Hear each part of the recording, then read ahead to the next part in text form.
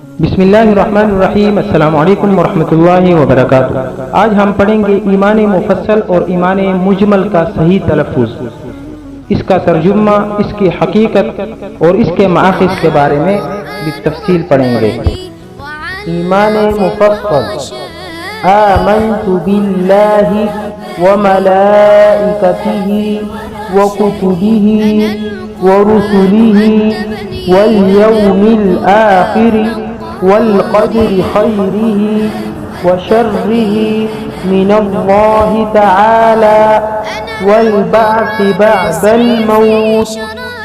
ترجمہ: میں ایمان لایا اللہ پر اور اس کے فرشتوں پر اور اس کی کتابوں پر اور اس کے رسولوں پر اور قیامت کے دن پر اور اچھی و بری تقدیر پر کہ وہ اللہ کی طرف سے ہے، اور مرنے کے بعد جی اٹھنے پر یعنی دوبارہ اٹھائے جانے پر۔ ایمان مجمل: آمنت باللہ کما ہوا باسمائہ وصفاتہ وقبلت جمیع احکامہ اقرار باللسان وتصدیق بالقلب۔ میں ایمان لایا اللہ پر جیسا کہ وہ اپنے ناموں اور اپنی صفتوں کے ساتھ ہے، اور میں نے اس کے سارے حکموں کو قبول کیا، زبان سے اقرار ہے اور دل سے یقین ہے۔ ایمان مفصل اور ایمان مجمل کیا ہے؟ ایمان مجمل میں ایمانیات کو نہایت مختصر مگر جامع طریقے سے بیان کیا گیا ہے، کیونکہ مجمل کا معنی ہے خلاصہ۔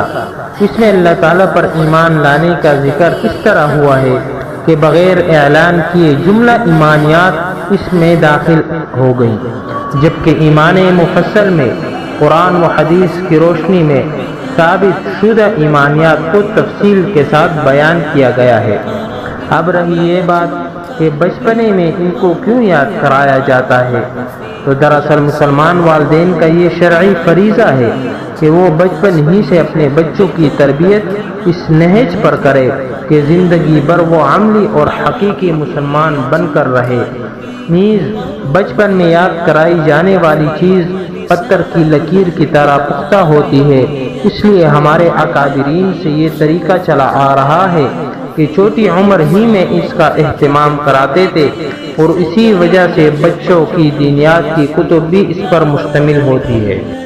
اب رہا یہ مسئلہ کہ اس کے مآخذ کون کون سے ہیں، تو اس کے مآخذ بعض آیت کریمہ اور احادیث مبارکہ ہے۔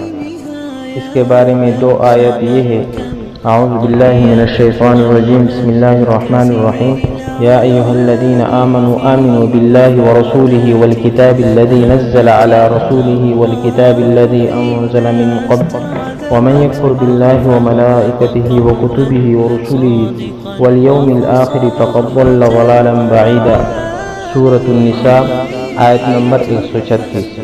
اسی طرح دوسری آیت مبارکہ ہے: آمن الرسول بما انزل الیہ من ربہ والمؤمنون کل آمن باللہ وملائکتہ وکتبہ ورسلہ لا نفرق بین احد من رسلہ وقالوا سمعنا واطعنا غفرانک ربنا والیک المصیر۔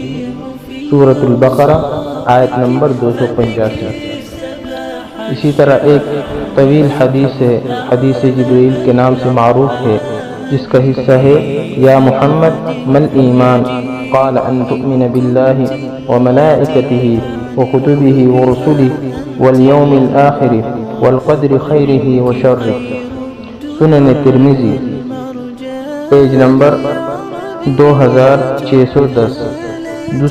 دوسری حدیث مبارکہ ہے: لا یؤمن عبد حتی یؤمن بأربع یشہد ان لا الہ الا اللہ وانی رسول اللہ بعثنی بالحق ویؤمن بالموت وبالبعث بعد الموت ویؤمن بالقدر۔